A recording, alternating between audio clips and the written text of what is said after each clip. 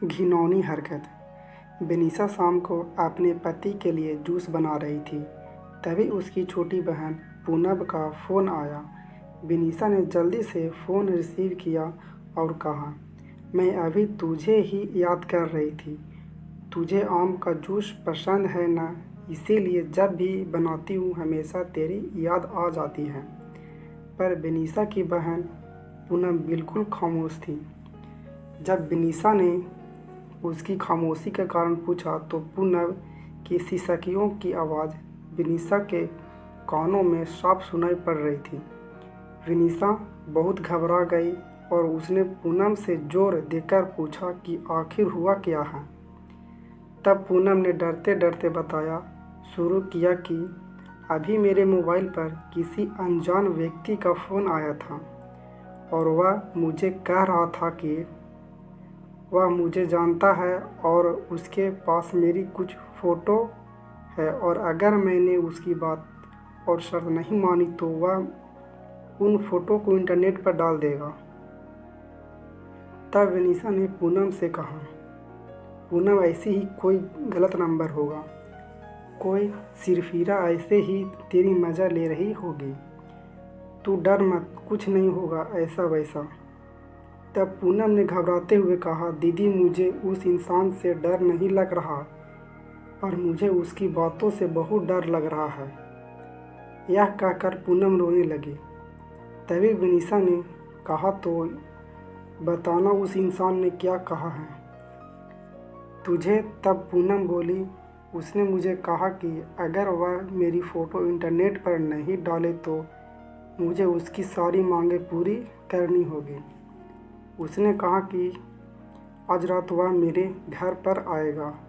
और इतना कहते ही पूनम ज़ोर ज़ोर से रोने लगी और रोते रोते बोली, दीदी मुझे बहुत बात सुनकर घिन आ रही है। ऐसे लग रहा है कि जैसे उसने मेरे साथ कुछ गलत कर दिया हो। अगर अभी वह मेरे सामने आ जाए तो मैं उसे इसी वक्त जान से मार दूंगी। इतना कहकर पूनम चीखने लगी। तभी विनीशा ने पूनम से कहा, अरे पूनम तू संभाल अपने आप को और मुझे उस घिनौने इंसान के नंबर भेज, मैं उसे अभी मज़ा चखाती हूँ। यह कहकर विनीशा ने फ़ोन काट दिया। पूनम ने उसे बदमाश के नंबर और उनके बीच हुई बात की रिकॉर्डिंग विनीशा को भेज दी। जब विनीशा ने उस रिकॉर्डिंग अपने पति को सुनाई तो दोनों के होश उड़ गए। विनीशा और पूनम दो बहनें हैं। उनकी मम्मी का भी अभी 3 साल पहले ही देहांत हो चुका है और विनीशा की शादी अभी 1 साल पहले ही हुई थी। घर में बस अब उसके पापा और पूनम ही हैं। अब मोबाइल पर ऐसी धमकी भरी अश्लील बातें कोई भी फ़ोटो अपने पति को आसानी से नहीं बता सकती।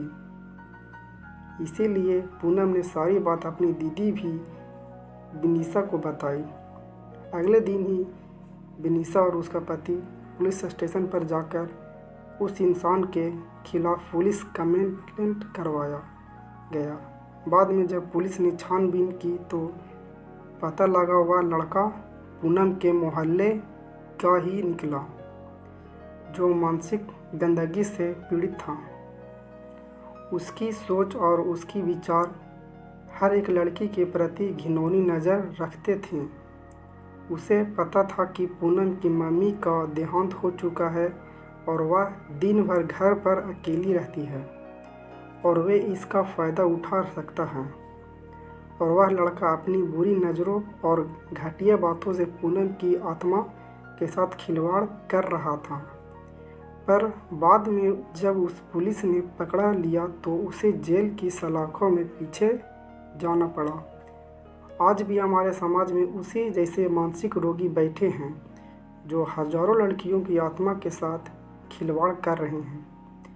इनमें से कुछ लड़कियां तो मजबूत होती है जो ऐसे रोगियों को अच्छा सबक सिखाती हैं और कुछ लड़कियां उसे डर जाती हैं और उनकी मांगों को पूरा करते करते उनकी घिनौनी नज़रों का शिकार बनती हैं। पर आज समय आ गया है कि ऐसी मानसिक रोगियों को हम लड़कियां ही सबक सिखा सकती हैं। इसीलिए लड़कियों को उसने डराने की बजाय उनका डटकर सामना करना चाहिए।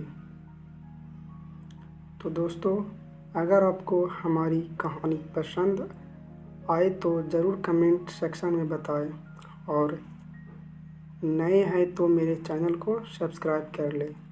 धन्यवाद। अगले वीडियो में फिर मिलते हैं।